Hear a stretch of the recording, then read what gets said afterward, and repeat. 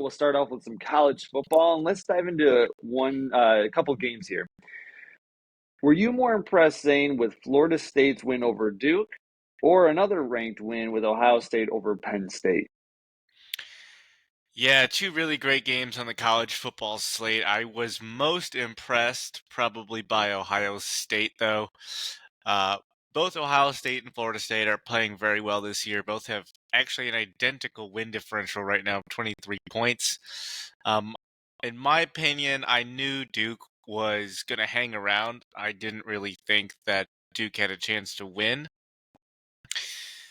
And I know we've kind of, questioned James Franklin in big games only being 3-15 in the past. But that was still a game which I thought was much more of a coin flip, and I think it turned out to be much more of a coin flip as it was a one-score game, as opposed to the Duke's, Florida State game.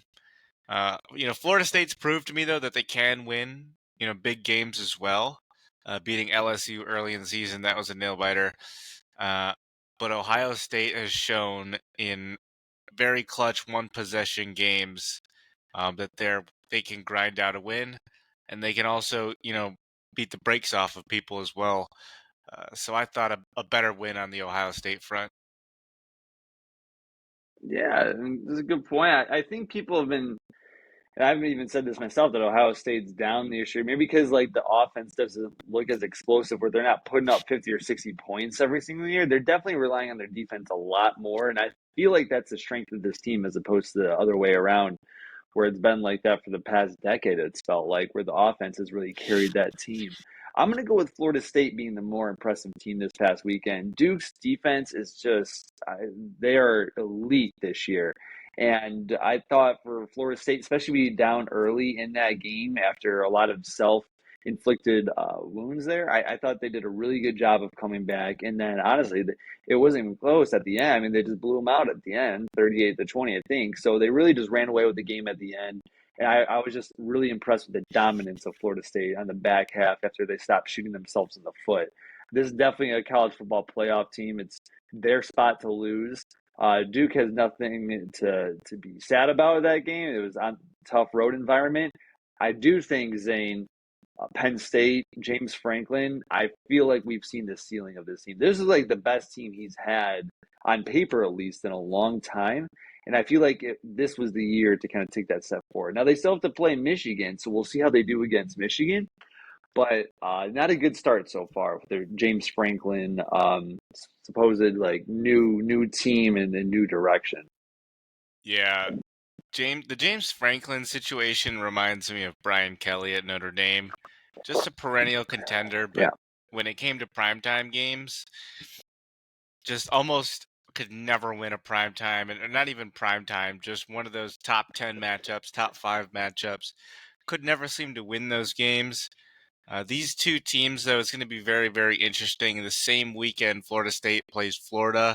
Huge matchup for those two teams. And then Ohio State will play Michigan the same weekend, which is just after Thanksgiving.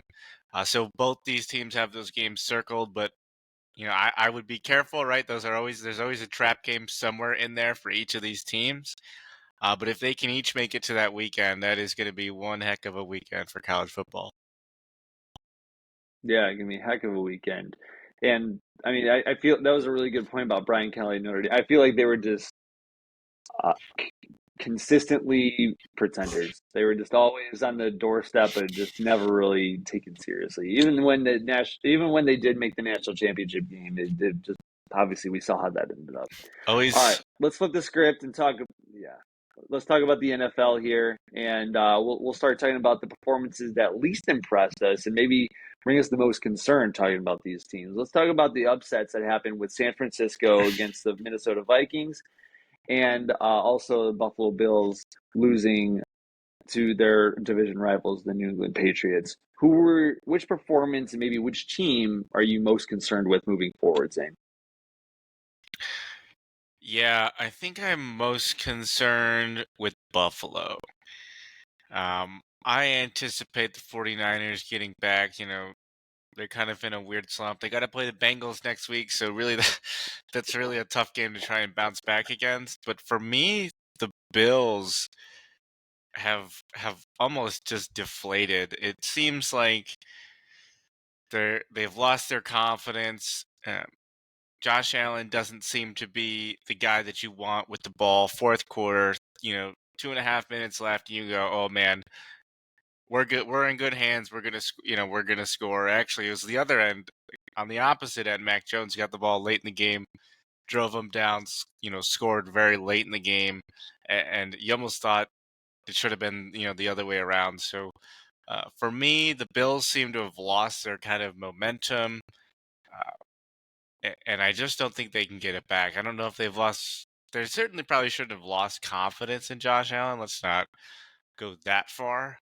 Um, but it just seems like maybe they're not rallying around him right now. They don't seem as dominant as they have been the past couple of years. They don't seem as much of a given, I guess, this year. They're definitely. I still feel like they're playoff or AFC title contenders. They just don't look as, I don't know, like they're going to run roughshod through the AFC. Now, the AFC is definitely probably the toughest of the two conferences, but they don't look as much of a threat to Kansas City as they used to. And then they don't look like they're going to beat down Cincinnati this year in the playoffs either. So we'll see how they bounce back, but so far haven't been really impressed. They've come out of the gates like Cincinnati Bengals have the past few years, where they just they kind of just wait until the playoffs or the back half of the season to really pick up steam. But like we've talked about, Zane, they really need to get it together if they want to have home field playoff advantage. Yeah, they are dropping games where you look at the end of the season and you go, "Ah, we had to have those." Right? You're dropping games Hmm. against Jacksonville, should have had it. Dropping games against the New England Patriots, who couldn't cover to save their lives so far this season. You should have had it. Uh, Miami stumbled last night against the Eagles, right?